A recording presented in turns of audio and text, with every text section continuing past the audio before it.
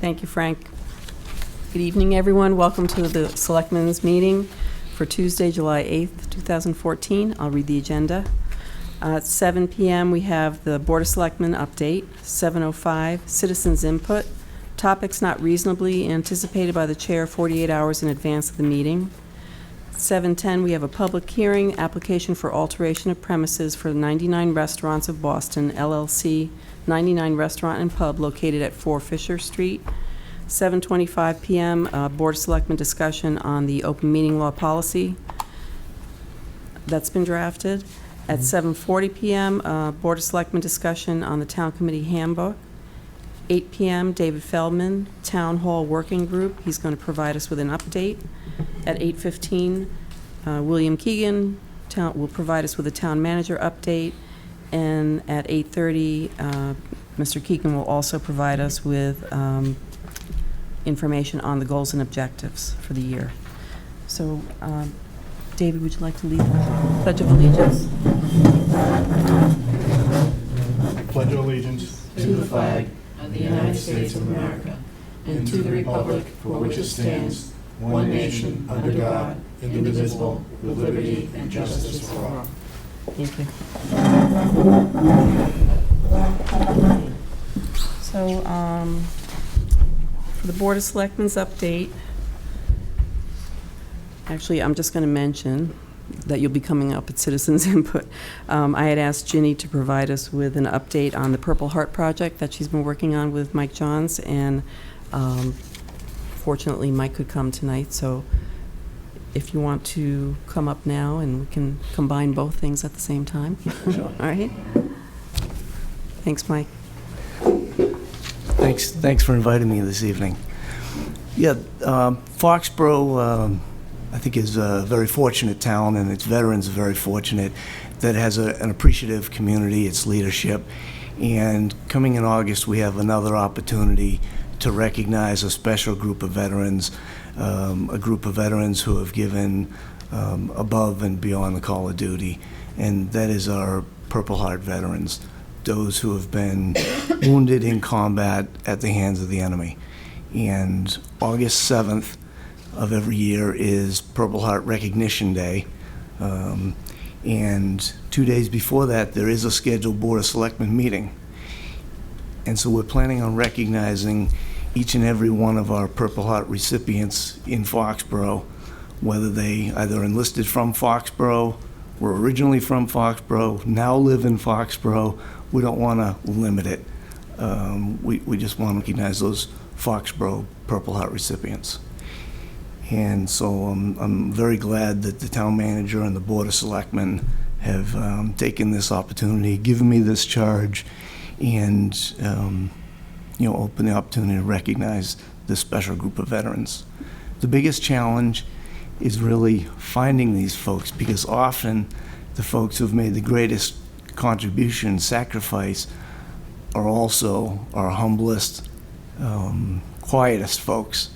And so we need to seek them out. Family members know who they are. Neighbors often know who they are. But I don't always know who they are. In fact, very seldom do I. There is not an all-consuming list. I can't apply to national or to the state to get that. So I'm pleading to the community to bring me the names of our Purple Heart recipients so that the Board of Selectmen, the town manager, myself, the community can recognize those who have given so much in the name of freedom. Folks who would like to contact me can do so by dialing 543-1204. That's my office number, or my email, which is my first initial last name, MJOHNS, @town.foxborough, spelled the long way, .ma.us. So I would greatly appreciate the opportunity to speak to any and all of our Purple Heart recipients, as well as any of their family members. Speaking of which, the Purple Heart recipient does not have to be living. If there is a family member who could come to that August 5th meeting, I would be more than happy, along with our town leadership, to present that family with a certificate with the veteran's name on it. One thing that Ginny Capola has just made me aware of today, she had a conversation with the postmaster, and they have quite a stock of Purple Heart stamps, and they're ready, and we would appreciate people buying those and displaying those and using them as they send their mail during the months of July and August in preparation. So thank you for that. Great. Any questions? Just out of curiosity, because it's such a far and in between when you meet somebody that is a recipient, are you thinking 6 or 60, or roughly how many you think are related to the Foxborough home? I know at least 10. 10, okay. Yeah, I have the discharge papers of 10. Mm-hmm. I would say it's probably more like 30 or 40. I really don't know, but I know absolutely of 10, Yeah. which means it's probably 3 or 4 times that many. Great. All right, thank you. Any questions for me? All right, well, thanks very much. That was a great update. Thank you for your Appreciate that. time. And again, encourage anyone out there who can help Michael identify the people who are so deserving of this recognition. We appreciate your help. One just quick question. Not a lot of towns are doing this, correct? Oh, good question. Thank you. From our research, we have found 6 other towns in the Commonwealth that have done this. Out of 360 towns or so? Yeah. Yeah, out of 351. There may be others, but we could only find newspaper articles on 6 of them. So we have been in contact with the first community that did this, and have gotten a couple of notes from them. My first question was, where is the list? How do I get this list so we can recognize our folks? And the selectman that I talked to said there isn't one. And this selectman from the town of Westborough is a Purple Heart recipient. He did start this Purple Heart recognition, becoming a Purple Heart community, which is what Foxborough will be called, a Purple Heart community. He started out in that town, and he says, there is no list. What you have to do is you have to go on cable access, you have to get out to your Board of Selectmen meeting, you have to get in your newspaper, you have to talk to people. And so I was relieved to find out that we are doing all the right things. Mm-hmm. And now it's the community's responsibility to come back to us and help us in this effort, in this great cause. So, Michael, could it be the case, and I hope this is not putting you on the spot, and I know you don't turn people away, but if there was a family here and they had a grandfather or a father that lives in a different town, chances are, if it's 2 towns away, they're not going to be able to go through this program. Would you be able to include that person in Foxborough as an outreach? Absolutely. All right. If that family who lives in Foxborough has a direct relative that lives in a Massachusetts community, and they can get me their discharge certificate, or at least get in contact with me so that I can get the essential documentation, then I'd be more than happy to make up a certificate to recognize that person. Perfect. All right. Thank you. It'd be nice. You're welcome. Thanks again for your time. Just one question, Mike. I know that the Registry of Motor Vehicles allows some Purple Heart recipients to have the emblem on their license plate.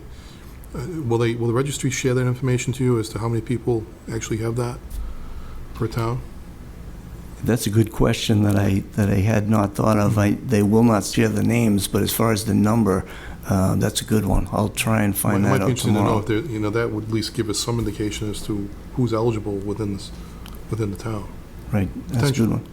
And which also brings me to another point. The owner of the black pickup truck in Town Hall parking lot with the Purple Heart license plate, I would like to talk to you, because I've not talked to you yet, and I would like to be able to present you a certificate. There you go. Great.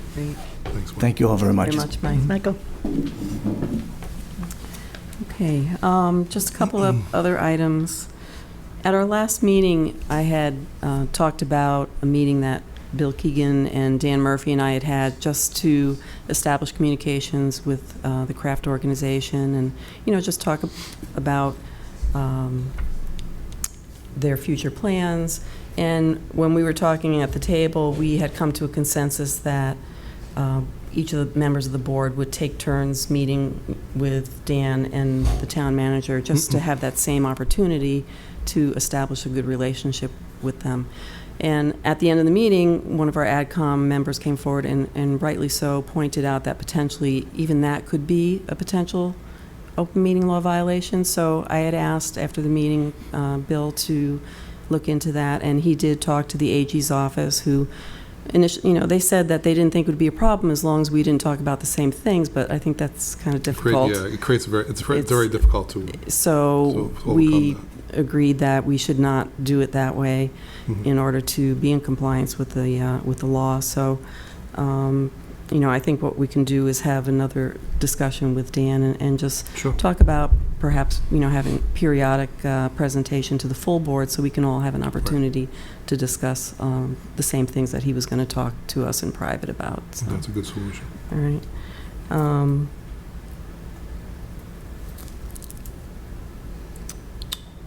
Did you want to mention the report that came back on the property? Yes, yeah. I'm really pleased to announce we had a Tier 2 study done on the former Keating property, and we just received the results of that, and there's not any additional remediation or regulatory reporting that's required of us at this time.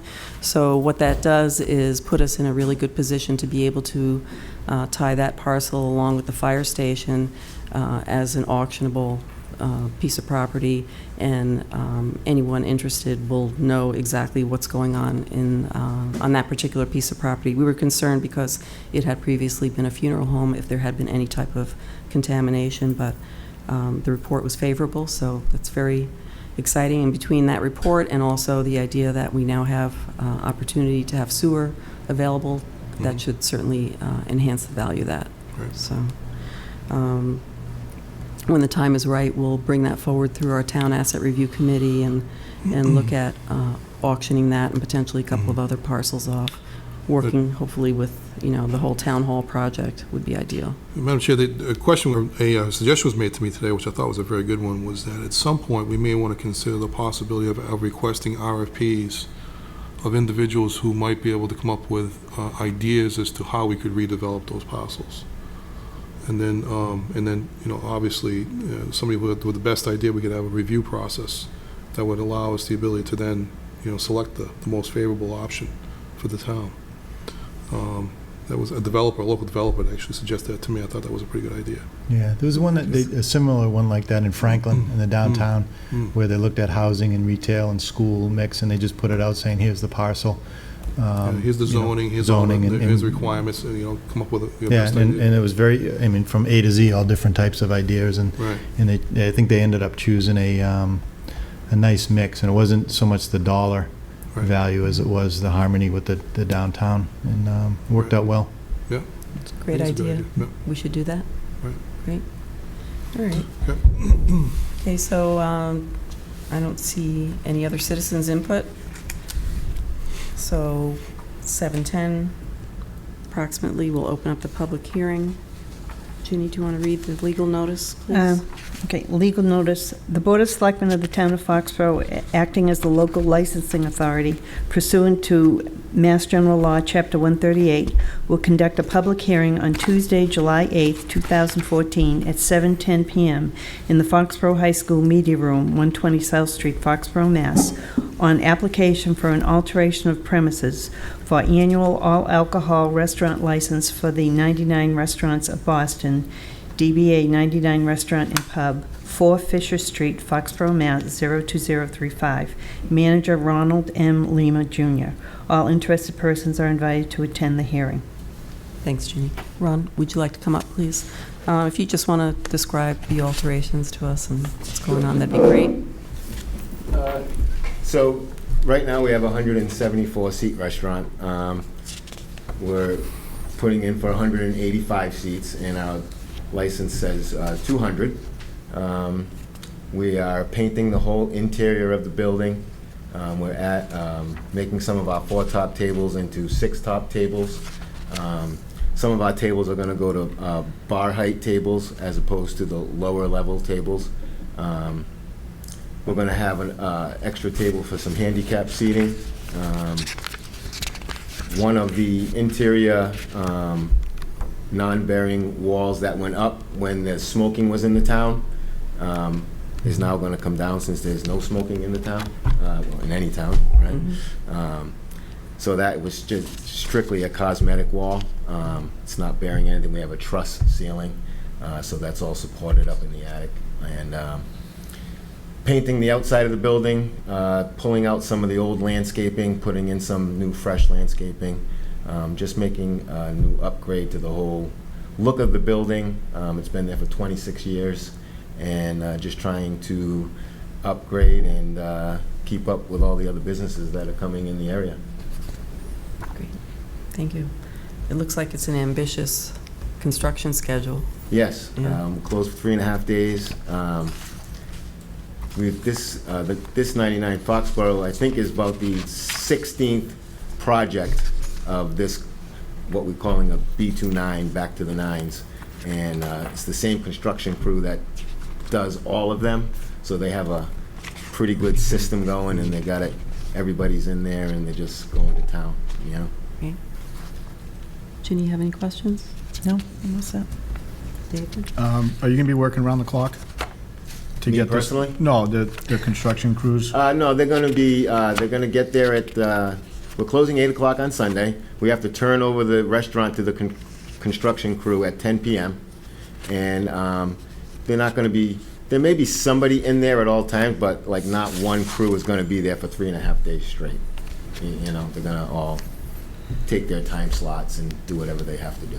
But there'll be work going on throughout the night. The first night, I would have to say yes. The second and third night, I would say no. All set? Yep. Jim? No, I look forward to the makeover. Yeah. I've seen a few other ones that have been done, and they're nice. Yes. Very nice. They're very nice. The most recent one was Easton, Massachusetts. Okay. Good. All right, can I get a motion to close the public hearing, please? I move that we close the public hearing in regard to the application for alternation of premises for the 99 Restaurant, 4 Fisher Street. Can I get a second? No second. All those in favor? Right. Right. Okay. Can I have a motion to approve the application, please? I move that the Board of Selectmen approve the application for the alteration of premises for the 99 Restaurant and Pub located at 4 Fisher Street in Foxborough. I'll second the motion. All those in favor? Aye. Good luck. All right, thank you. Look forward to seeing it. I look forward to seeing any of you that would like to come in that night for ribbon cutting at 5 o'clock, 5:15. All If right. any of you want to come down for that and get in the photo, and we'll cut the ribbon. Is that a public, open to the public that day? Yes, yeah. What's the date again? Uh, The 24th? July 24th. July We're going to open 24th. at 4, and we're going to have the ribbon cutting between 5 and 5:15. Okay, All right? great. Great. Thanks All right. very much. Good Thank luck. you very you. much. Appreciate the reinvestment, that's good. Thank Yeah, you. thank you. Okay, Yeah, we have an invitation for yeah. Okay, so moving along, the next item on the agenda is open meeting law policy discussion. I do have, for everyone's benefit, I don't know if everybody had the copy that I sent, the most recent copy I sent out. Can you, do you have I extra do have copies? extra copies here for everyone, just in case. Thanks. The policy. Let me pass these around.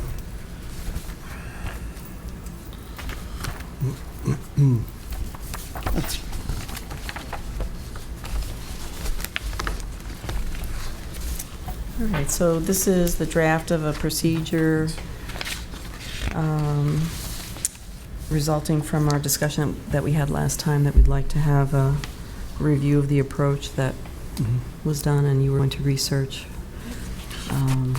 some different approaches for it, and this is what we've got to look at, so. Actually, I can just for the board's edification, the process that I used was to first contact the AG's office, and there weren't many examples of other communities who've actually taken and modified the actual complaint process, other than they just more or less used the process that's utilized from the AG's office. However, I recognize the concerns that the board had raised, and And so what I did was I attempted to take the actual complaint procedure and modify it to try and address some of the concerns that the board has raised previously. And so I then sent that out in the first draft, and then I got individual input from board members to modify the process, which I've done, and is reflected in the and you should see this is draft 3. So I've actually had a couple responses come back, so I've modified it accordingly. What I basically did was talk about the process of filing a complaint and how a person can utilize both the AG's sample form, which they have on the website, or they can get it from the town. The town can assist them in getting that form, or they can simply file a letter, which describes their concern and provide that detail.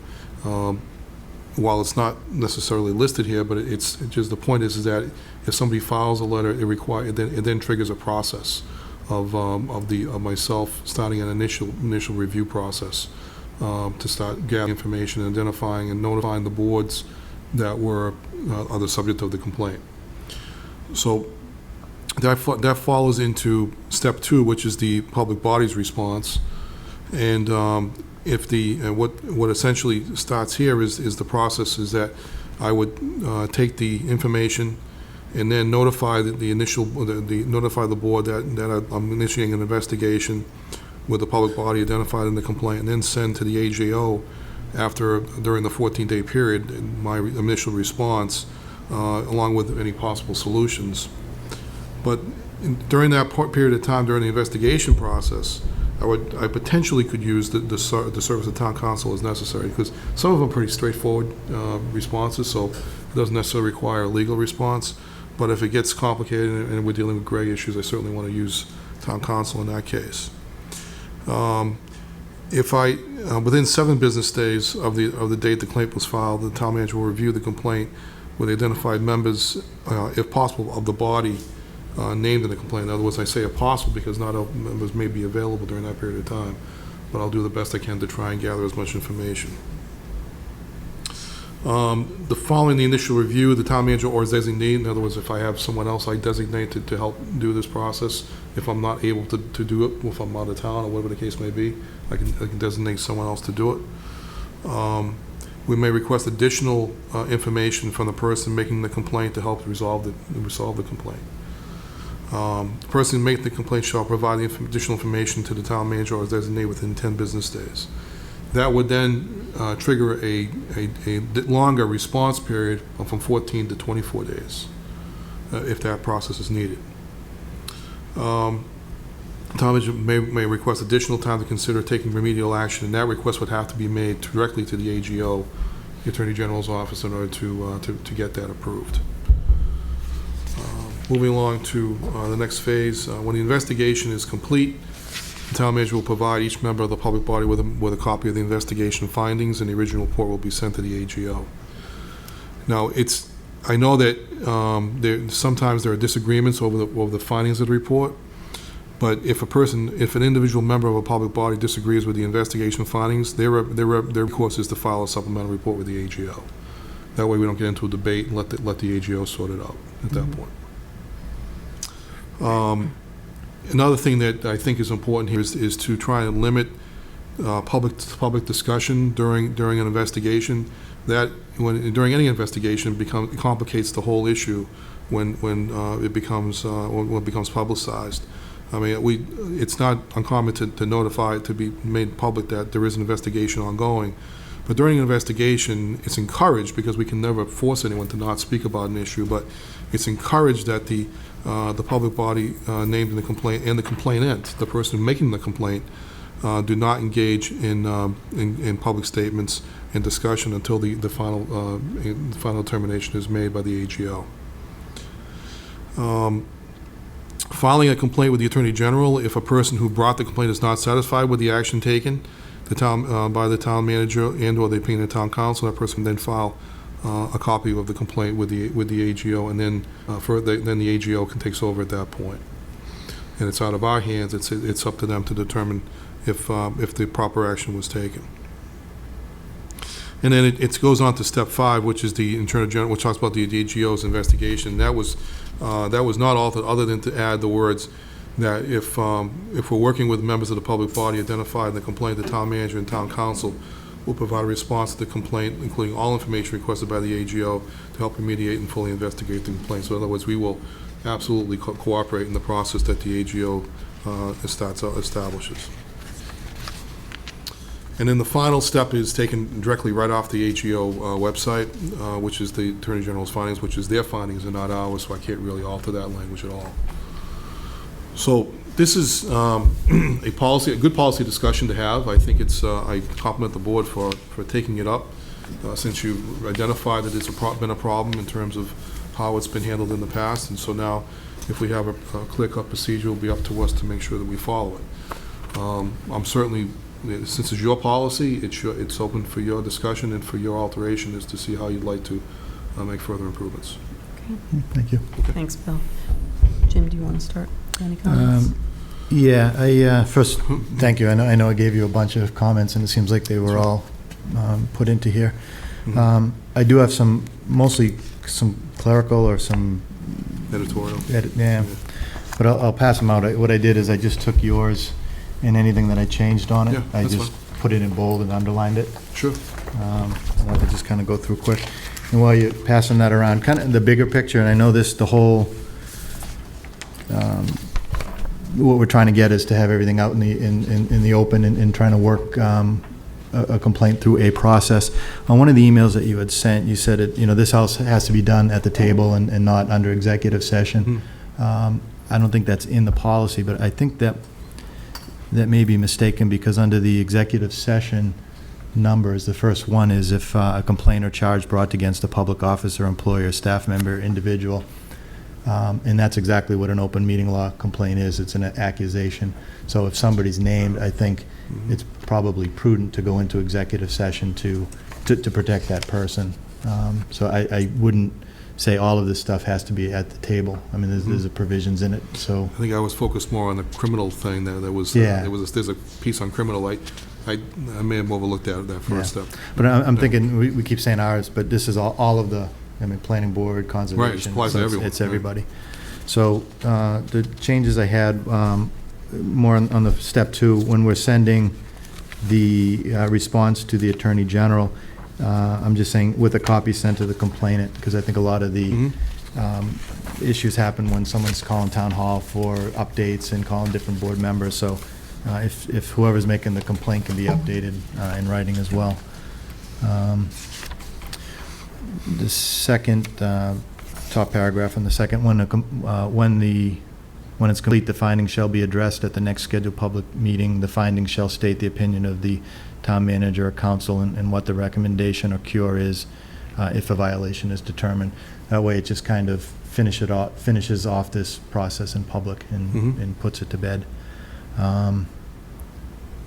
And when we're talking about if this goes through the process and the Attorney General says there is a violation, and I agree with you that any additional work is from that member, but any additional filings and efforts shall be at the member's own expense with no additional costs or resources from the town. Because if the attorney, the town manager, the council, and the board is saying it's a violation and one member or two disagree, this thing can get very, very expensive quickly. And it's not with, it's not with support of a board or council. So, it's always there.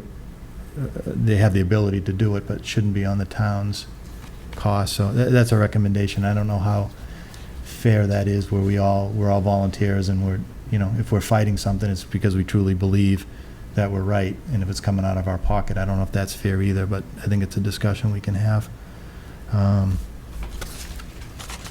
And on the last one, on step 5, should the AGO determine that a violation occurred, the decision is considered binding, and any effort to reopen the investigation shall be disclosed at a public meeting if necessary. And I think that kind of protects you from different members coming to you and say, I got more information, and then we engage the council, and it's all done, not in public. Okay. That's pretty much the, and there was one section I had in here that the recommendation actually has, okay, the findings shall state, this is the findings that either the town manager or the town council has. The findings shall state the opinion of the town manager or council and what the recommended cure shall be if there is a violation. So Where is that, Jim? it's on page 2, top paragraph, the second part of the second sentence that's underlined. When complete, the findings shall be addressed at the next scheduled public meeting. And then it goes on to say, the findings shall state the opinion of the town council and town manager. So that just leaves out any ambiguity, just saying, yes, it was, this is the opinion and why, and what the cure is. So at least that gives us a board to talk about something substance rather than saying, yes, we don't think it's a violation, period, but what are the reasons, so we can debate that, or vice versa.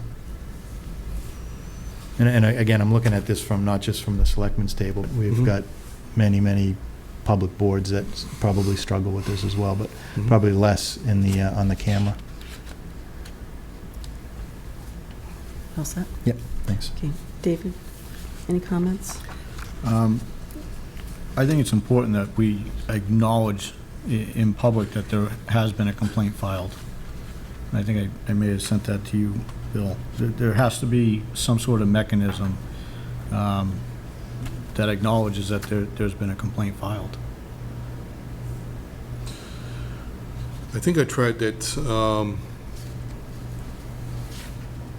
And it could Yeah. just very simply be, we've received notice today of a complaint regarding a open meeting violation, which is now going through the process.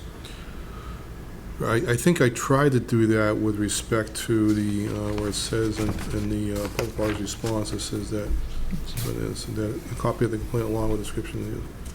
The town manager will review the complaint with the identified members.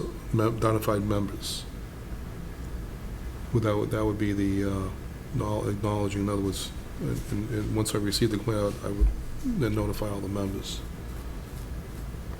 I don't know if I actually, I may have changed it a little bit. I don't disagree with your point. I mean, I think that it's just a matter of how we insert it, where it should Right. go.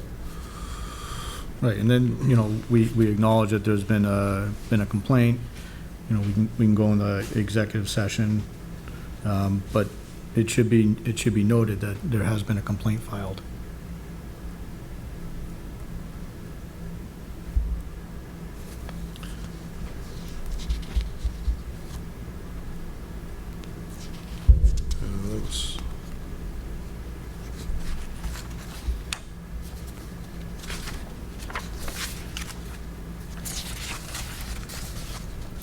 That's where I was. It says here, the town manager or they must notify and initiate an investigation with the public body. So, so we say must notify and acknowledge that a claim, that a complaint has been filed, and initiate in the second line of the step 2. So I think that's where your duty starts and ends, but then it becomes the board's responsibility to bring it a step further, because you can notify us and we never bring it to the table. Right. So Right, I think- you're looking. Yeah, I think we should bring it to the table and acknowledge it. Okay. And that kind of kicks forward, the following steps. But I think the concern that I would have is that the timing may not work. So in other words, if I receive a complaint on Friday of this week, your next meeting is for 2 weeks. Well, So it the would have timing to- of that would have to be, so I would have to initiate the investigation based on this Right, you would process. initiate the investigation upon receipt of the complaint, but we would acknowledge it at the next. At the next meeting. At the next meeting. Okay. And we All right, can so- acknowledge that it's, it's under investigation. Any other comments? Just based on Jim's edits here on the additional filings. And it can get very expensive depending on how far you want to take this. But I think everybody should have the right to at least an appeal of a decision. You know, and then if they don't like the outcome of the appeal, then they're on their own. But I think that everybody should have the right to at least an initial appeal.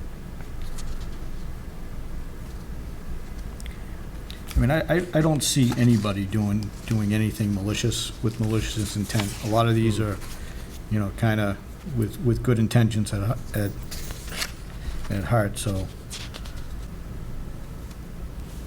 I don't know, I would be a little bit more comfortable to give people a little bit of leeway on an appeal if they didn't agree with the initial decision.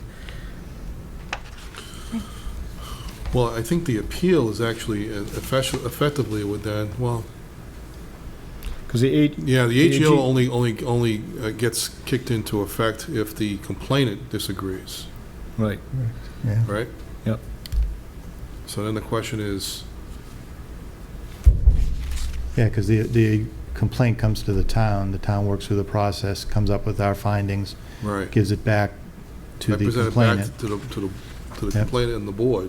Right. And if the board disagrees with the findings, at that point, a person is free to submit their own information if they Yeah. like.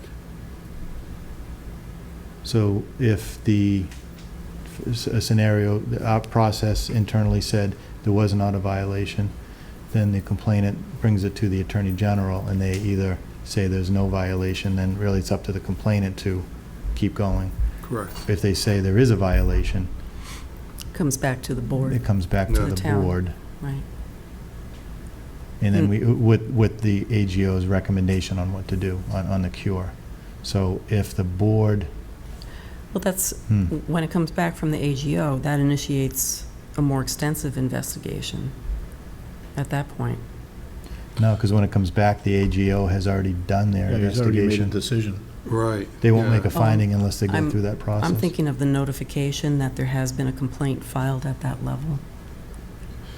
Yeah, That's the I don't second think, we don't step. even, I don't think we even notify them until the 14, until the first 14 days have been completed, right?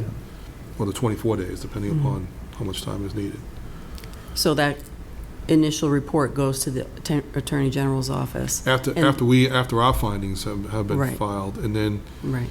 I'm not sure if they do anything with it at that point unless somebody else appeals that. That's a question. I think you're right, yeah. So if someone then is not satisfied with the findings from the first response, that's when they file directly with the AG's office, and then we are notified that we have had a complaint filed against us from them, Right. and that And they we're will brought be into their conducting the Or investigation at that investigation, point. correct. Right. So to Dave's point, at that point, if the Attorney General says there is a violation, regardless of what we internally said, then there's a process of an appeal. And is that appeal should be on the burden of one of the members or the town?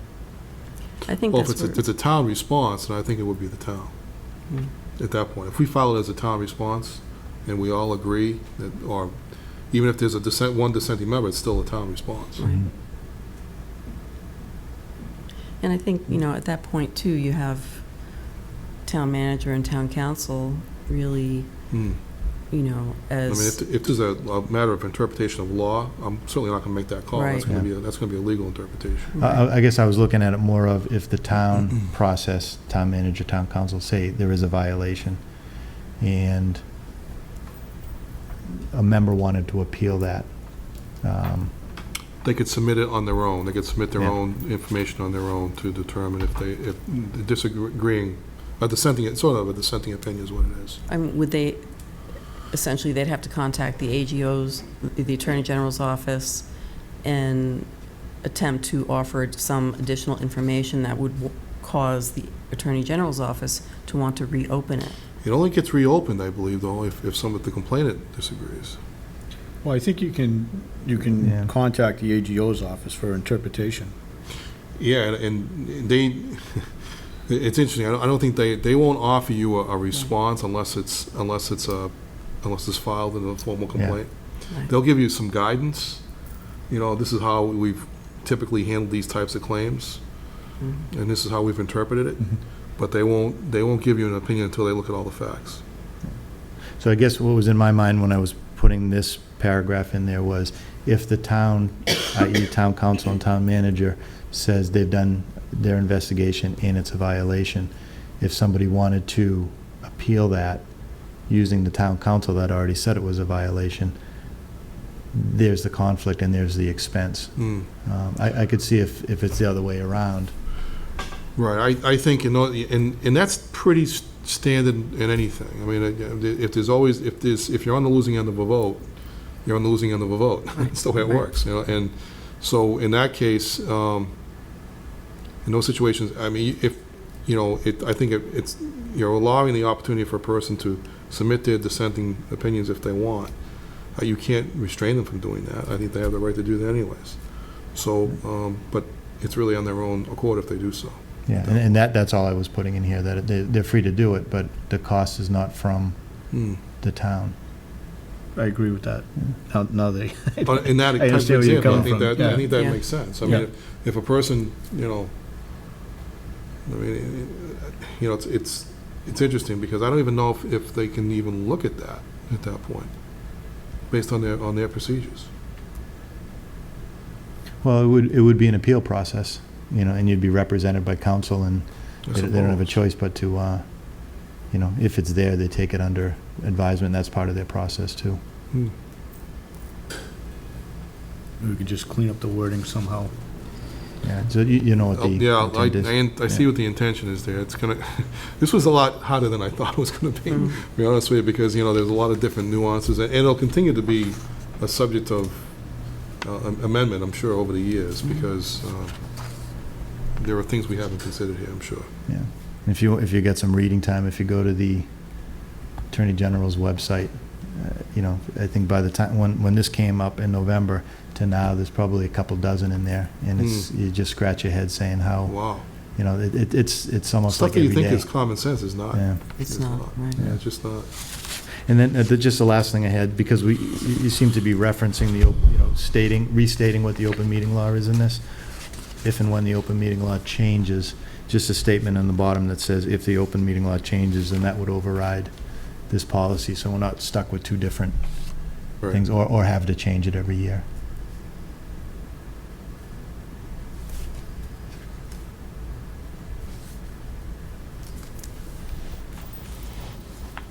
Well, I don't think us having a policy that doesn't comply would make a difference, because we would always be required to adhere to their regulations. So, I think we would just need to make sure we timely update it whenever there is. Right. Yeah, I'm thinking of the resident that comes in that doesn't understand, and he's looking at black and white, and someone else is telling him something else. At least at the bottom it says, refer to the open meeting law. For them, because of the current statute. Yeah, because most of the people that, a lot of them maybe don't know both, and they'll just pick up whatever the town says and go with it.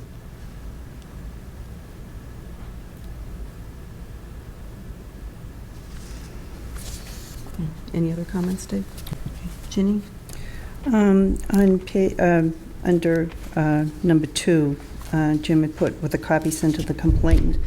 I think I'd like to see anything that is sent to the alleged violator should also be sent to the complainant, and anything sent, any information the complainant has going into the AG or the investigation, the alleged violator should have that information also. I mean, I don't think either party should be kept in the dark about what is said on either side.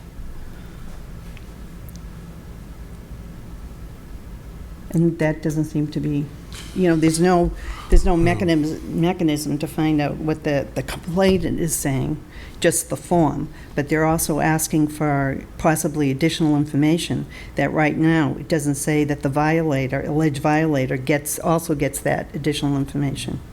But I think So what I'd like to see is, I don't know how you compel a person to do that, though. See, what I was saying, Jenny, was not. I mean, I understand your point, but I just don't know how you compel somebody to do that. because say something, say information is going to the Attorney General's office. Well, the person who's accused, the alleged violator, may not see what's going into the Attorney General's office, and there may be some information missing. And I don't think it's fair to either side to not know what is going into the Attorney General's office from Right. both sides. You know, Yeah, it's like discovery in a case. If you're doing a discovery, you have, everybody provides information as to what's being submitted.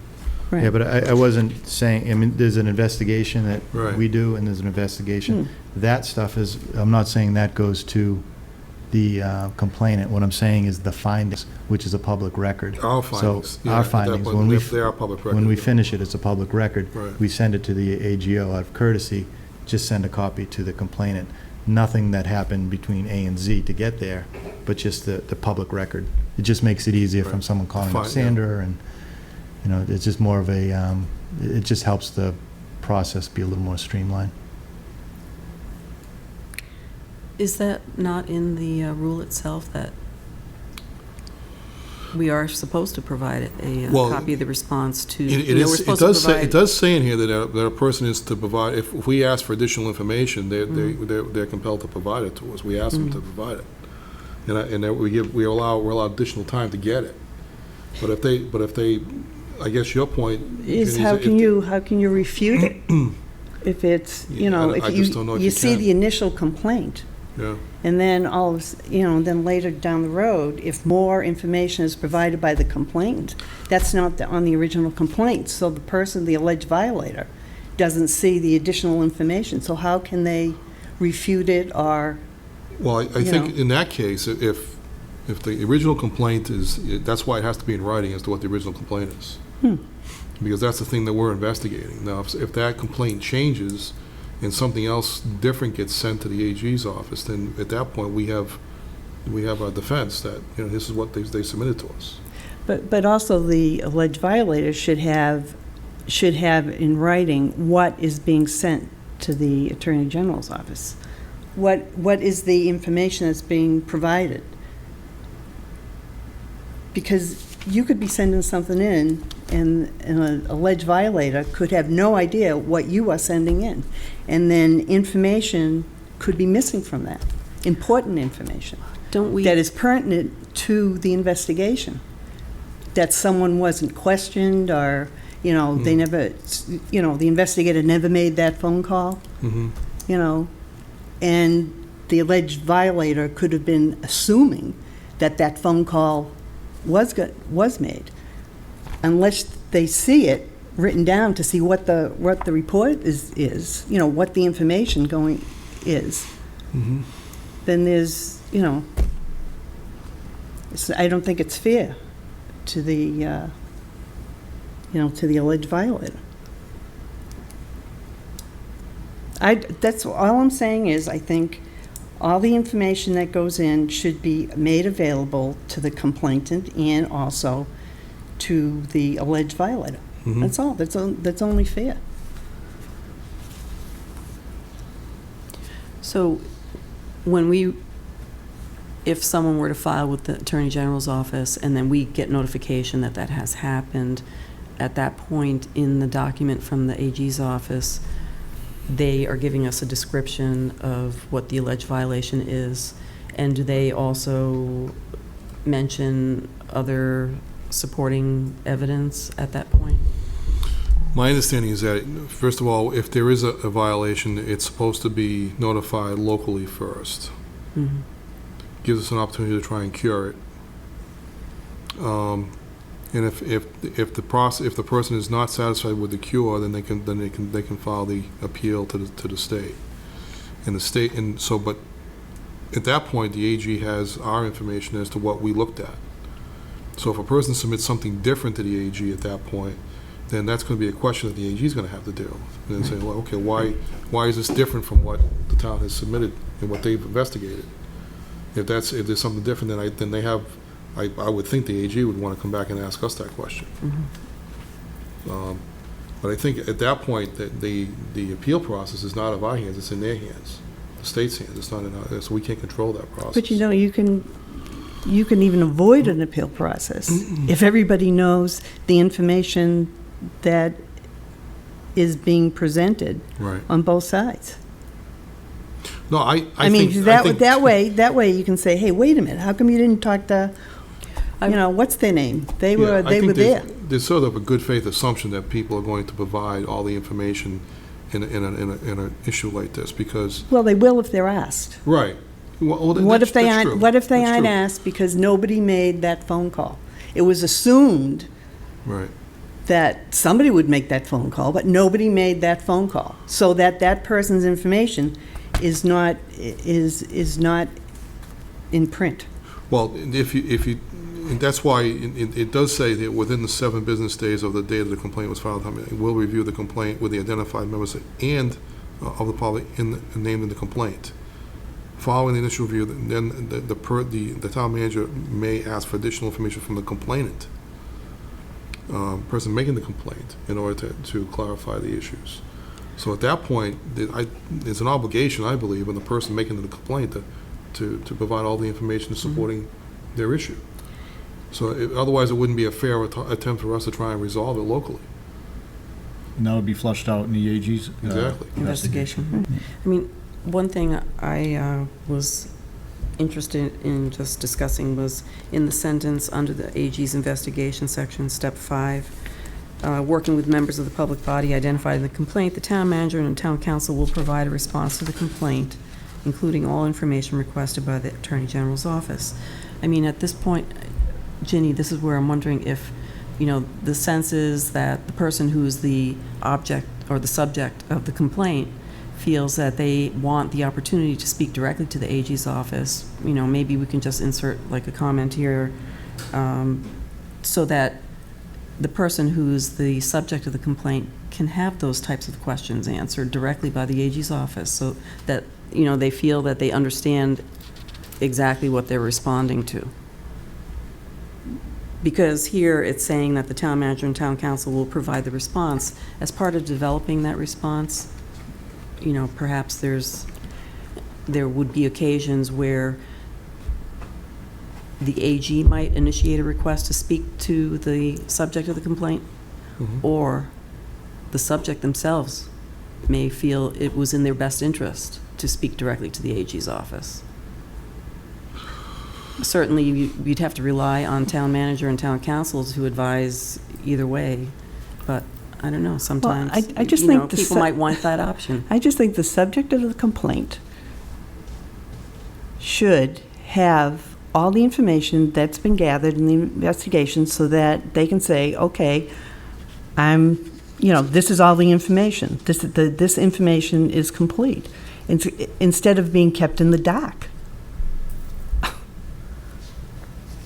Well, I think that comes out during the investigation, and if, again, as I said, this is, the report will reflect that an interview was conducted of the complainant on this day as part of the report. Yeah, but is the investigation made of the person, the subject of the complaint? Nobody asked me any question. No, I guess my point is you would ask the person who's the subject of the complaint as well. You would ask both. It's almost, if you can equate it to a police investigation, Yeah, because you have to ask both sides. you're not going to Right, tell. well, that's what I want to make, Okay. that's what I would like to make sure, that Right. both sides the information will be, not only the subject of the complaint will be interviewed, but also the subject of the complaint should make sure that all the information that they have, maybe from information from other people, those other people have been questions, and their information is part of the investigation. I just want to make sure the I's are dotted and the T's are crossed. But I think if the Attorney General literally does hundreds of these a year, it's almost telling them how to do their job. No, They it's- do these. Jim, it's not telling them how they do their job. It's making sure that the information that they're receiving is all the information. But if they take the ownership of doing that investigation, They then do an investigation on the information provided by the local people, the town, that does the investigation. If the investigation isn't complete because someone neglected to call someone to find out, hey, what happened? You were there. What if they didn't make that phone call? Well, how do you know? The Attorney General's office doesn't know that. Well, But the subject of the complaint would know that. And that, at that point, they'd say, hey, wait a minute, why don't you check with, that other person? There's more information out here. But that'll come out in the investigation. It will come out in the investigation if that person is asked. But that person may not even know they're going to be asked.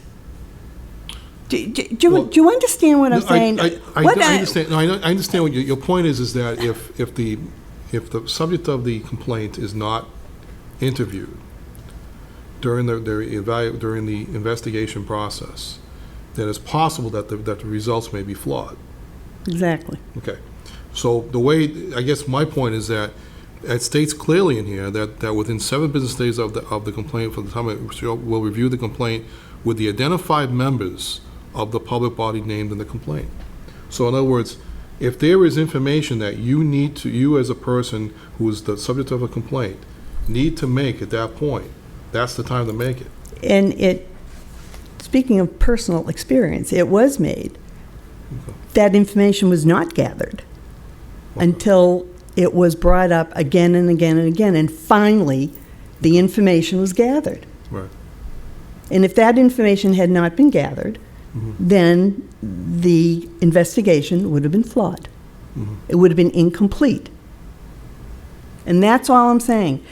The subject of the complaint should be able to see what is all the information that's gathered, so that they're satisfied that as much information is the correct information is gathered. The proper way to do that is to have each member who is a subject file their own statement, as to what they recollect to be the facts.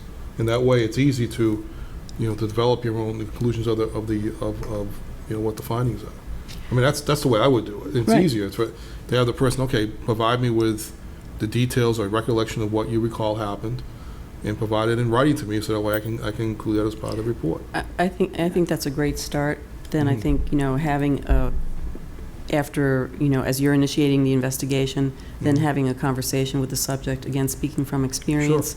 I want to have inserted in here a statement that says the subject of the complaint will be given the opportunity to review the response that is being submitted to the AG's office prior to it being submitted. Because, again, it's very unsettling when the subject is not given that opportunity to do so. Fair enough. So, Thank you. I get That's that. it. I get that. all right. So I understand.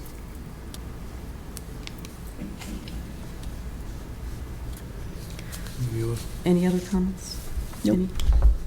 Any? I just want to thank everybody for their input on this. I think, this was really difficult, obviously, for Bill to put together for us. I think we've had a process in the past. I think we've had, this was really the first time I've seen a real issue, and so having something like this, hopefully will prevent that type of issue from happening again. I think, I agree with David. The law is complicated, and certainly everything that's happening has been inadvertent. And, I think we see that in the responses from the AG's office, but, as a board, I know we're committed to comply with this law, and we'll continue to do so. We've all done our training related to the previous finding and submitted that. So I don't know if we can still have, I know at one point, Bill, we were trying to get someone to come and actually do an on-site training regarding the open meeting law for all the boards. Is that something that you could please look into? Yeah.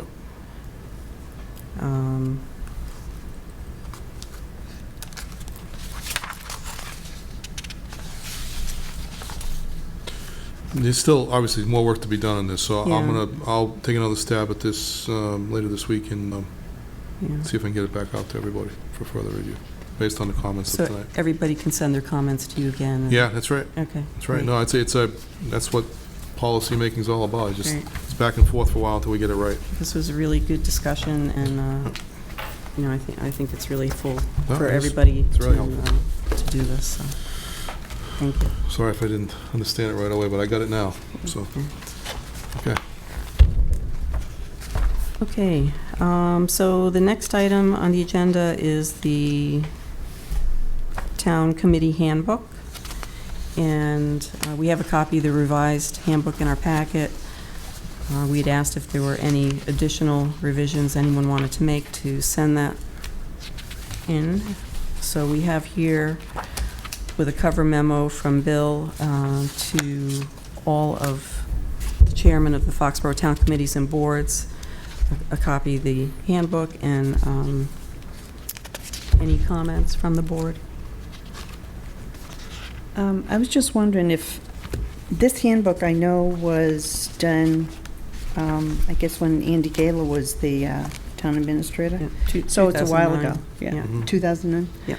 So I was just, now that we have a website, and we have a new IT person, and I'm just wondering if we can have, and some of the committees and boards do it, and some don't, but I was wondering if we could encourage them to be putting their agendas in their minutes to post them on the website. I mean, they have to send according to the book, you're supposed to be sending your, the minutes, a copy of the minutes to the town clerk, you know, as your official record.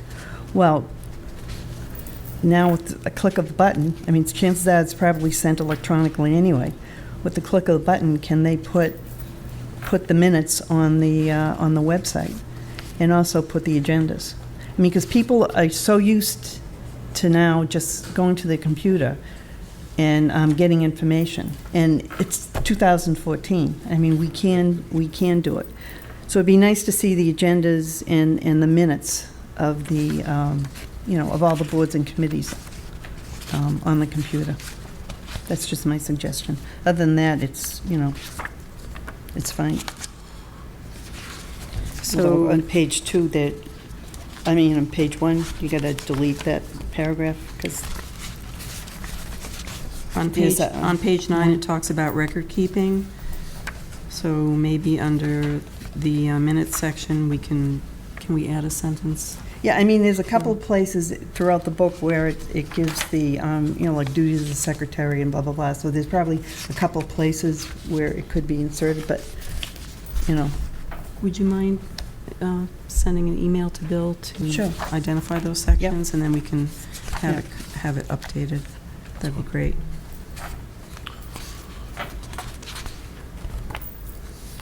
Speaking of which, and we'll get to this topic in a minute, as I know Dave's going to update us on the town hall working group.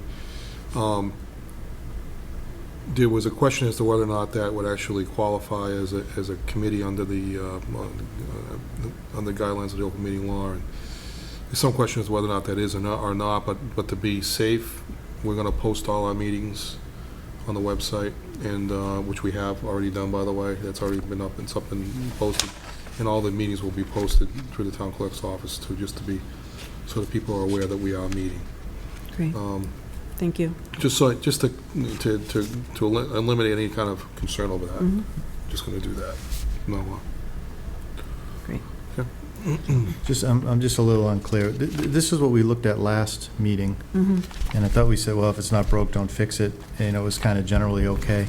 But then this cover said, here's a revised copy. But it says 2009 revised. Did somebody revise this since 2009? There were just a couple minor changes. They weren't really, they were more typographical. I mean, for instance, we had the wrong website down there, Oh, so this should say revised with more current date. yeah, it should say revised on the front, I would think, right? Like have As some revised. date on the front. Yeah. Yeah, But there's nothing in here that says what's been changed and what was in the, there's no bold or italics to know what changed on this? I don't know if there were a lot of changes, to be honest with you. Were or were not? There were not Yeah. a lot. No. I mean, I read through it. I didn't see anything. Yeah, so That I I just saw the recognized as a 2009, change. so I don't think anyone changed Yeah, I it. didn't see anything that I recognized as a change, so maybe it was mostly typo or And formatting. we changed the website Okay. On address. Well, if we, on page 1, under appointment 2.3, it's in there twice. So, but it's incomplete the first time it's in there. Runs to page 1 and page 2, 2.3 appointment, mhm. so. Oh, yeah. Okay. Clean it up. Okay, so then, Jimmy, if you could just send those, that comment Yeah, if there's about any other, posting the if there are minutes. any, if That there are would be any the only other other thing. edits, please let me know. Okay, We'll correct Mhm. those all right, and get it straightened out. thank you. Is there any further action? I don't think there's any further action from the board, it's just get this out. Okay.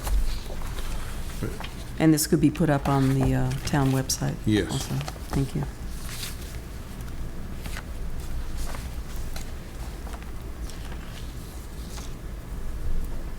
All right. Thank you. Okay, David, so you're going to provide us with an update on the Town Hall Working Group? Yep. First of all, I want to thank the committee for their efforts thus far. There have been a few disagreements, but it's all been respectful, and it's all created informative dialogue. So kudos to the group. It's actually been refreshing.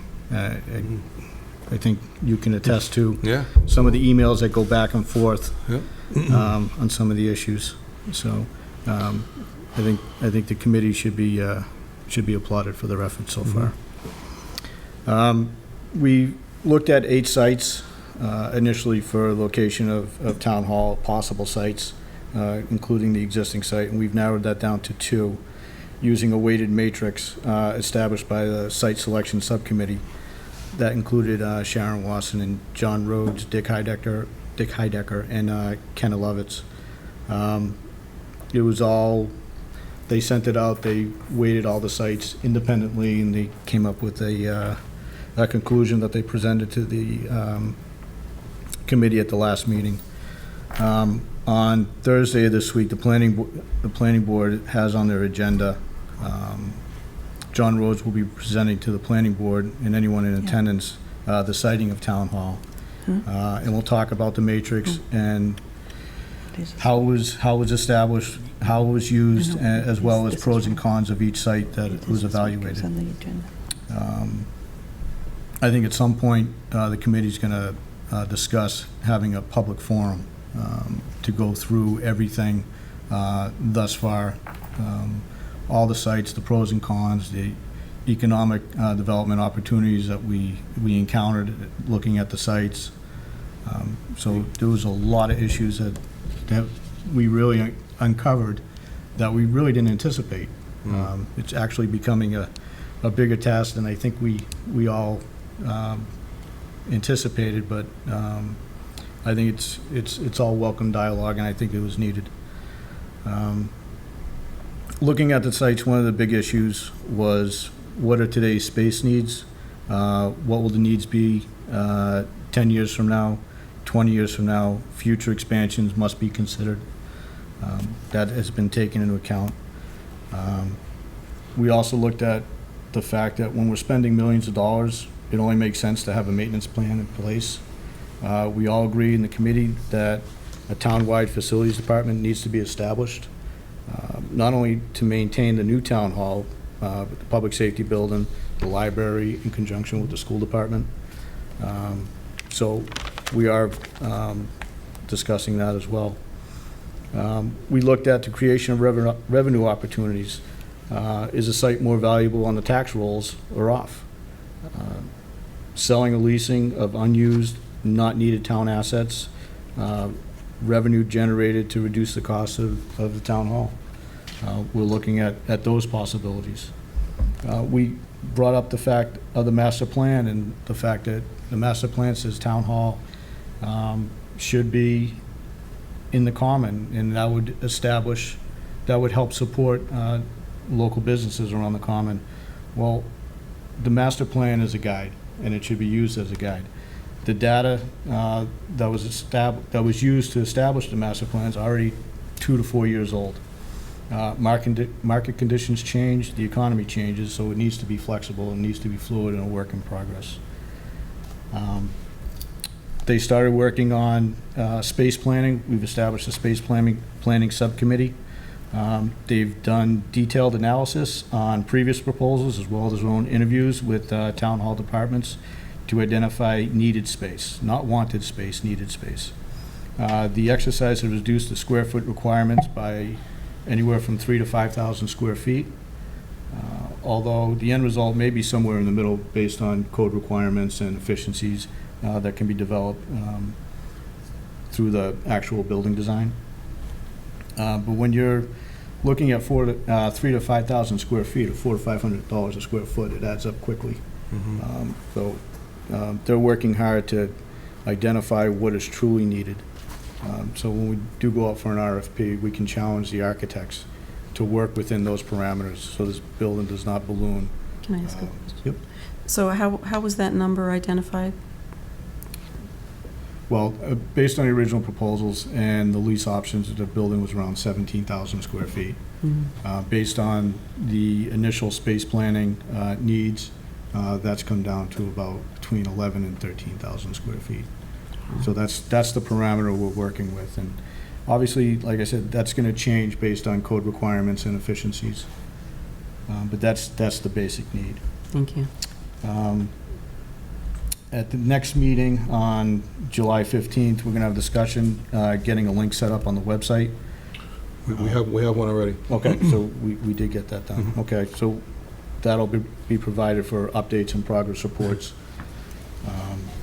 And then I mentioned that we want to set up a date for a public forum where we can discuss pros and cons of the site and the space.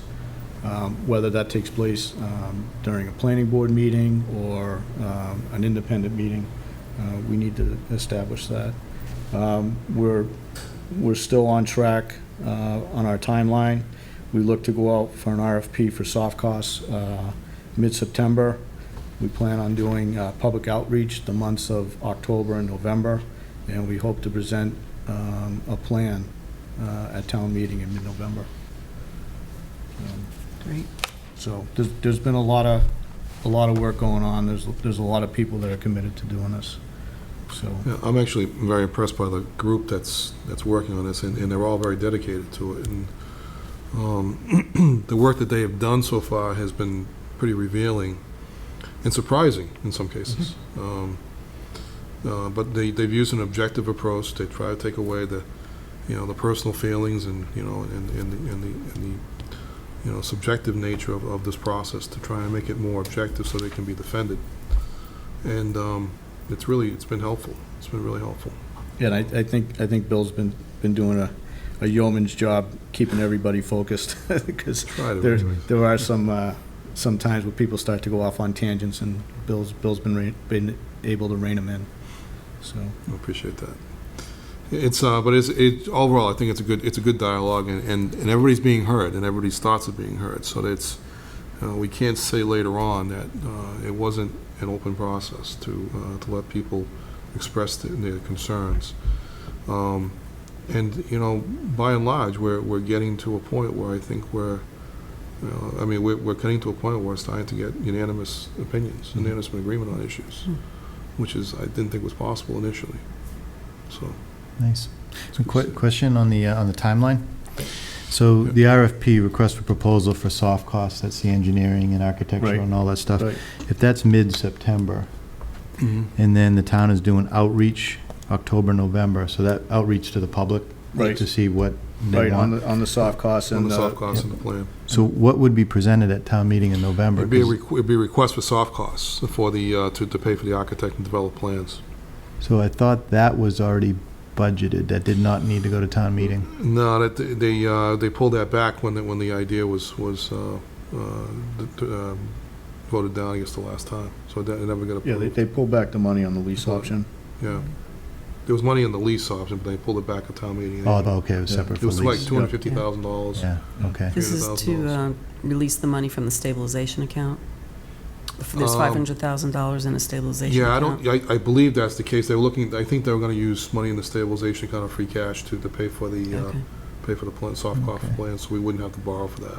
So so if the town meeting says yes in November to release a soft cost, then it would be fully engineered, and then the second town meeting would be to fund the construction. Right, So we- engineered and probably out to bid, so you'd Right. have hard numbers. Yeah, Right. Realistically, we're probably not looking at a meeting until September of 2015 to do that, because you're gonna need quite a bit of time to actually develop those plans. Yeah, we want to take some extra time on the plan development to Mhm. eliminate Any questions? contingencies. Mhm. We want to try and flush that out, because it doesn't make sense to have a $1 million contingency fund if you do your due diligence on the plan development. So that is building on an asset that we have. So when you say it's narrowed down to 2 sites, one would be the town hall site. Right. And the second one, I don't know if you want to disclose, but have we acquired that site? We own it. We own it, currently okay, so own it. that's, so we don't have to do acquisitions? No, or- yeah, okay. I think everybody in the committee is refraining from any acquisition, because it's only going to drive up the development costs.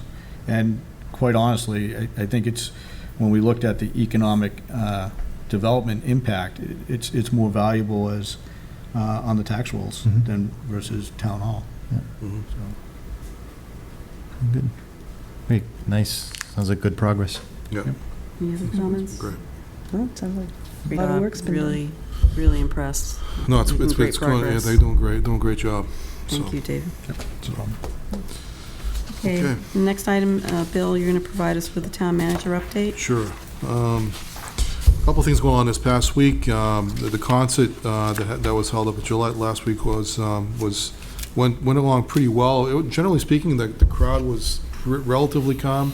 I think there were about 21 arrests, but they weren't. Generally speaking, the crowd was pretty mild. I went there for about an hour and a half, and it was a pretty mild crowd. It was a late arriving crowd because part of it was traffic related. And that seemed to be the biggest challenge that we faced that night was traffic on Route 1, 95, and 495, because there was also a concert the same night over at the Xfinity Center. So that created a bit of a nightmarish problem, especially for those people who held tickets and started out late. They didn't get to the concert till late. So obviously that didn't create a very good response from those folks. But generally speaking, it was a relatively calm night. In addition, there was just one noise complaint, but that complaint was not received until after the concert was over, so we couldn't really address it at that time. On a second issue, I'm pleased to report that due to the good work of the Insurance Safety Committee and the safe practices of our employees, the town received a $40,709 credit toward our general insurance premiums for fiscal 2015. I've committed my thanks and congratulations to all the members of the Safety Committee, and I thank all of our town employees for their responsible and safe work practices. That's an extraordinary accomplishment, and I think it's just great that the community knows that employees are doing their part as well to try and keep the costs down and doing what they can to practice safe work practices at all times and to come up with new ways in which we can try and drive that cost down. I'm pleased to announce also that the recruitment for the new assistant town manager position is underway, and applications are starting to flow in. As of today, I have 35 applications. It's only been up for 4 days, which is pretty amazing when you think about it. The position posting is open until the end of the month, and I intend to narrow the field and start interviewing in early August. My preference would be to have the position filled by early to mid-September. And on Wednesday of last week, I met with Congressman Joseph Kennedy. We covered several federal programs and provided him with some insight into some local issues that he thought he might be able to assist us with. I asked that they keep us informed relative to federal grant and aid programs. Right now, those options are limited, but there are always new programs emerging. And let him know that we are working on a town hall project and also looking to try and maybe even we look at things such as green energy type of grants, so we might be able to leverage from the federal government in that area. Bill, when you spoke with Representative Kennedy, did you mention the Amtrak train and those I people did. at Rothschild Road? And they've actually reached out to the family members. They were actually already aware of it. We had notified them previously, and I also notified our state and local, state senator and state representative about it as well. They've reached out to the family members. I'm not sure if they were successful in reaching them, but they were trying to, indicating that Amtrak simply will not build fences along their right-of-way. They, for some reason or another, they have decided that they're not going to do it. They have not done it for, they haven't done it for quite a while, from my understanding. They do encourage folks that if they have concerns that they erect fences on their own property. Their feeling is that it's their right-of-way, and therefore people should stay out of their right-of-way. Recognizing, of course, that it does bump up against residential property. If individual family members have concerns about the safety of their own families, then they do encourage folks to construct their own fences. That was the answer. That was not a good answer, but not the answer that we'd hoped to see, but it was the answer. So. I also met on Wednesday with the Deposit Reservoir Restoration Committee to learn about the great work that they have accomplished over the years. It's great to have dedicated, hardworking committees like this who are fully engaged in the mission of improving the quality of life in the community. I was also impressed by the work that they have done so far to help restore the reservoir to what it was. And it's not swimmable yet per se, but it is certainly used for different sports like fishing and competitions, and ice fishing, from what I understand too. But it's getting improved and more each day, and the process that they've used has actually been very successful. And then finally, I met with Representative Barrows again last week. I have to say I'm impressed by the fact that he's there the first of every single month. This is my third time I've met with him. I met again last week with the representative to get the latest information on what is going on in Beacon Hill. The state budget is in its final stages, as it has been sent to the governor for his final action. We do not anticipate any major change at this point, but we will keep you informed of any final actions.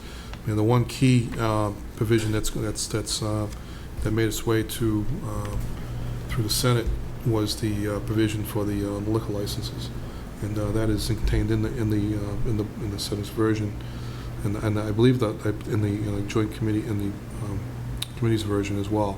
So now, if it makes its way to the governor has indicated he will sign it. So I suspect that could very real easily be law. So I haven't heard any changes since then, but I looked on the website today, the MMA website, to see if there are any further changes. And there were no changes as of today. So that's the latest information I have on that front. Okay. Good news. Thanks very much, Bill. All right. The next item, again, Bill presenting us with goals and objectives. The last time the board and I met with you to discuss this issue, we had talked about having us go out and meet with the various boards and committees, which I did do, and I actually. And then try to break it down further by, and I'll buy this for you tonight. I'll pass that around. If you all have copies of that. This is the latest version of how we've done this. We've broken it down by function. And there are effectively. And you notice that we didn't try and overdo this because it just makes it impossible to get it all done in 1 year. And this may be even over ambitious in many ways. But what we tried to do this time was to come up with teams of goals. So in other words, we have public safety, community development, technology, administration and finance, education, human services, cultural and quality of life, public works and infrastructure, public facilities, and records retention. And these are the key goal areas that we've identified.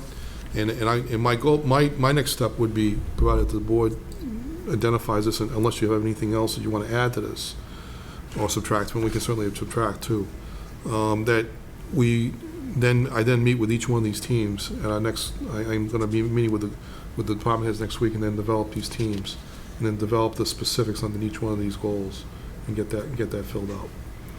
But I think these are the key areas that we've identified. Unless there are others that we should be looking at, That includes the town hall project, of course, is a key project. It includes the fact that we've got collective bargaining over the next year. Munis payroll implementation is underway right now.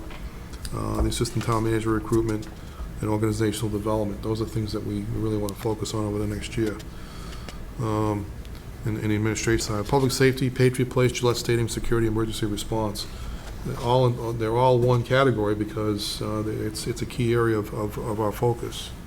And then Excuse me, Bill, do you think you can give us an update on just the status of the plan that was being developed up there? And Sure. I know that there's a couple things going on. One is the fact that the construction for the project up there is actually behind schedule. So it's I got an update from the building commissioner this morning. He said that they had a sort of a false start with the original contractor, and therefore they had to start again. And therefore, I think their goal was to try and be done by the end of this month. I think pushing it towards the 24th, I believe, but that doesn't look like that's going to be realistic. We've asked about the status of the public safety facility, of the police retention area up there, and that was they've inquired and they've talked to us about. They haven't actually pulled the permit yet. So, but the building commission is fully aware, and they're fully aware that they cannot open until those things are addressed. Oh, okay. All right, so we're staying on top of that. They've made their payment to us relative to the that was required. That Okay. Randy has received that. That was funds, and then the chief is working with Brian Early on the plan. He's I don't have a full status report on that yet, but I know that he did inform me that they are working on it. Okay. Maybe we can, in the future, get an update on that. Right, Thanks. but they all know, everybody's aware of the fact that this is all contingent upon the opening of Splitsville before these things, those things can't happen until those things are completed. Okay.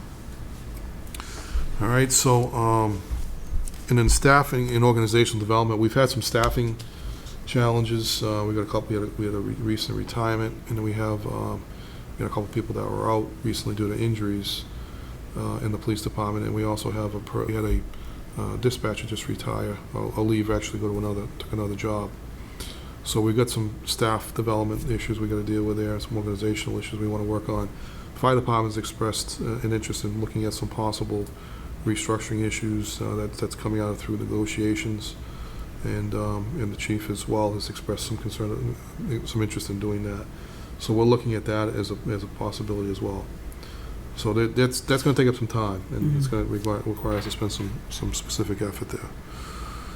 The community development, the downtown strategy and redevelopment, I think David touched on it earlier, that if we end up developing some of the parcels in the downtown, we need to have a strategy as to how we're going to do that, and that's going to require the input of the planning board, this board, and perhaps the Board of Appeals if we need to really focus our attentions on where we should be, how we should be developing that property.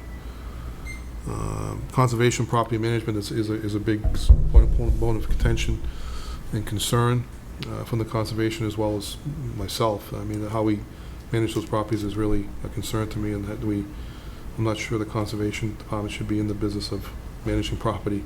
I understand that managing property if undeveloped property is one thing, but developed property is a different issue.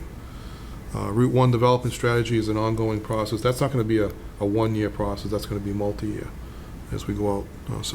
But we need to start that process.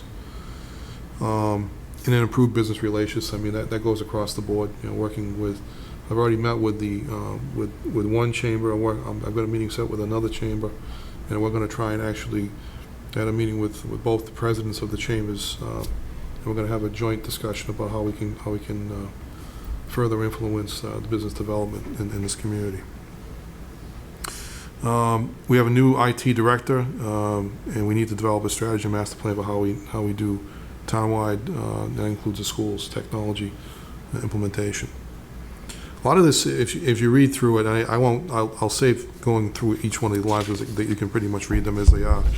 But a lot of this is strategy related. I mean, we need to develop strategies because right now we're heading into some new areas, and we don't have a strategy, and so this is going to be sitting down and saying, okay, this is putting a pen to paper and saying, this is what our goal is, and this is how we need to get there. I think that everybody sort of buys into the process when we do it that way, and that way we can, everybody sort of has a vision as to where the goal is going to be, and what we're going to try and accomplish.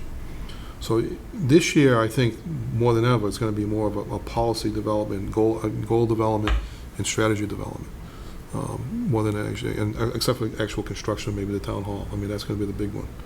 But once we have that in place, then we can really start building the programs around it. So that's my proposal to you all.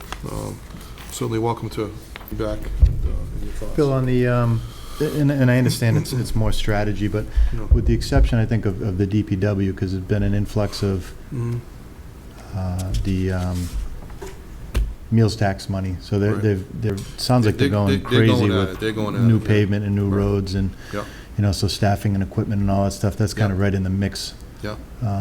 Started well before you got here, but that's probably one thing that's not policy, but actual implementation right now. Yeah, we'll move forward on that. We are moving forward on that now. I mean, you're already seeing the roads starting to be paved now. Yeah. So we're moving forward. And we acquired a couple of new pieces of equipment just recently that are going to help with some of the water and sewer projects. And and also the building side of that, working on the development of the offices down there. They're moving forward on that piece of it as well, in conjunction with our efforts to try and rebuild town hall. Any other comments? One thing I think is we should be looking at is the municipal aggregation. Okay. If you read, we're looking at the energy markets with the closing of nuclear power plants, the move from coal to natural gas for electrical generation. Electric prices are just going to continue to go up in the foreseeable future, especially with the Algonquin gas line bottlenecks until the pipelines can relieve some of that pressure. Right. If we have an opportunity to generate some savings for the residents of Foxborough, I think we should definitely at least look into it and see if there's real savings there and there's real value. Okay. We have, on the town and school side, we've actually locked in our price for the next few years. So we have. And I just locked in for 2015. I was hesitant to go any further than that, just because the pricing wasn't there. So I'm gonna play it by ear, but until they get the gas pipelines. That's right. That's the big issue right now, and the lines are being built now. I mean, this. Yeah, they don't expect them to come online until 2016, 2017. That's exactly right. So we won't get any relief until that gas starts flowing through those new pipelines. Right. It's basically running. It's no different than water lines. If you're trying to put inches of water through a 4-inch pipe, yep, it doesn't work. There's another saying for that, but that'd be nice. Okay. That's right. Any other comments? Certainly, if anybody has any further thoughts beyond tonight, let me know. But, You can send them by email. Yeah, send them to me by email, and just let me know. And my goal is to meet with the department heads next Thursday, a week from this Thursday. So if you can get those comments to me before then, I'd like to get that process started. Okay, great. All right. Very good. Thanks very much, Bill. Thank you. This is good. All right, why don't we go to action items? Okay, first one's, I move that the Board of Selectmen appoint Robert E. Murphy to fill the vacancy on the Council on Aging's Human Services Committee for the term expiring on May 1st, 2017, and thank him for his willingness to serve the town. I'll second that, I guess, with the recommendation of Ann Alibrandi over at the Council of Aging. All those in favor? Aye. Thank you. Okay, I move to accept the minutes of the May 27, 2014 Selectmen's meeting.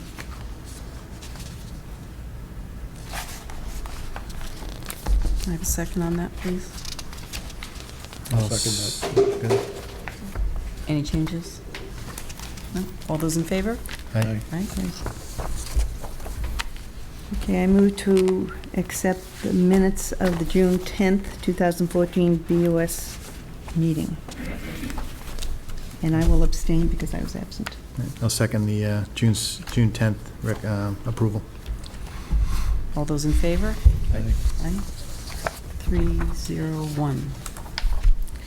The next is a notice at the it's the Foxborough Planning Board referral form. The Planning Board has received an application entitled Gillette Stadium Traffic and Access Improvements, and there'll be a public hearing at 7:30 on Thursday, July 10th, 2014, at the Boyden Library Community Room.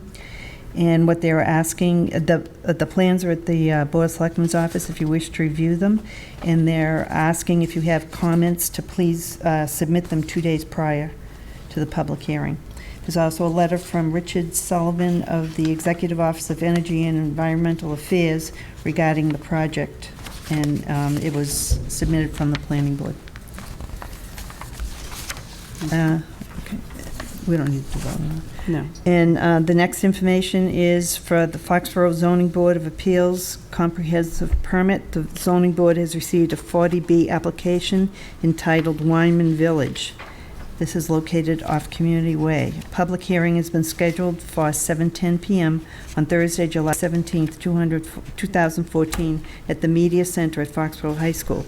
And the plans are at the Board of Selectmen's office, and they're also asking for comments. And if you do have comments, please submit them by July 11th. The next is a letter of resignation from Elaine Garber from the Board of Registrars. Should I read the letter? Bob, this is to Bob Cutler. Bob, I wanted to drop you a note to thank you for your trust in having me serve on the Board of Registrars. Although my time served was short, it truly was an honor.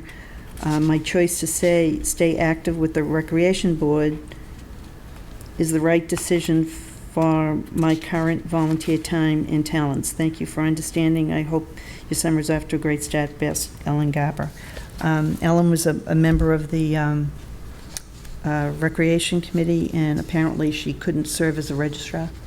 So she had to decide whether she should stay on the Rec Committee or do the registrar. So she opted for the Recreation Committee.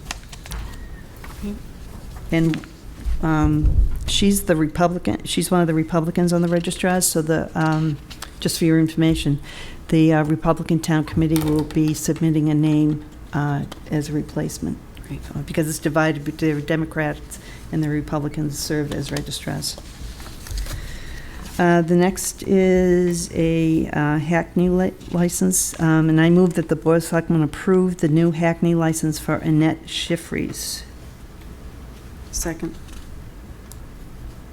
Under discussion, didn't we, I asked this before, but we're renewing, but new applications, I thought we put a freeze on that. We weren't No. doing cab companies, licensing Right. cab companies. But Okay. she's a driver for Existing. East Coast Limo. Oh, I see, it's an existing, Yeah. it's a new application for an existing company? Right. Correct. Okay, gotcha. All those in favor? Aye. And this is what Mr. Lehman from the 99 was talking about. We're invited, the Foxborough 99 restaurant, after 26 years, is getting remodeled, and would be honored to have yourself, selectmen, and all town officials to join us for the grand reopen ribbon cutting ceremonies. This will take place on July 24th, sometime around 5 p.m. I will let you know, definite time gets closer. We're excited. We're excited. And this said, I guess there was a question at the last meeting about when you were giving him a one-day entertainment license.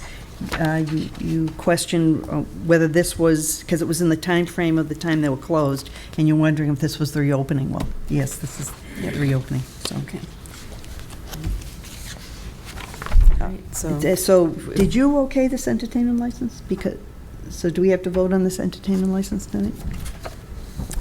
we should vote on it. You already did?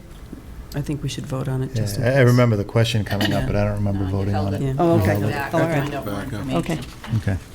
It was held based on the fact that it wasn't sure about the There was a structure day piece. off, and John Yeah. brought it up that there was a Right. day discrepancy. All right, so I move that the Board of Selectmen approve a one-day entertainment license for July 24th for the 99 Restaurant at 4 Fisher Street.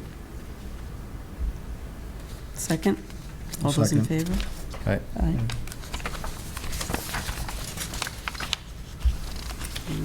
Okay, that's it. That's it. We have one item in our information packet. It's the Town of Foxborough annual audit of our town council's office. So, I think that's it. I have a motion to adjourn. I will make a motion to adjourn tonight's meeting. Second? All those in favor? Aye. Have a good night, everyone.